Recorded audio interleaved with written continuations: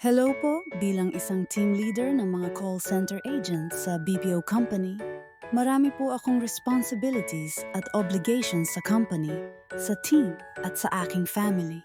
Madalas ko na po napapabayaan ang aking sarili dahil sa aking tungkulin. Kadalasan po akong puyat at kulang sa tulog, kaya naman madalas din bumababa ang aking resistensya at nagiging sakitin. Minsan di na po ako nakakapasok dahil sa high blood pressure at nagkaroon din ako ng nakakairitang pangangati sa aking ari-arian na nagdudulot discomfort kaya hirap makatulog.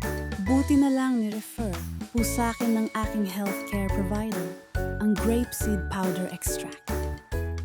Unti-unting nag-normalize ang aking blood pressure at nawala ang pangangati. Sobrang himbing na ngayon ang tulog ko.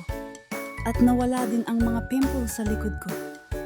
Grapeseed na ngayon ang aking katuwang sa araw-araw na pagharap sa laban ng buhay. See you on the other side.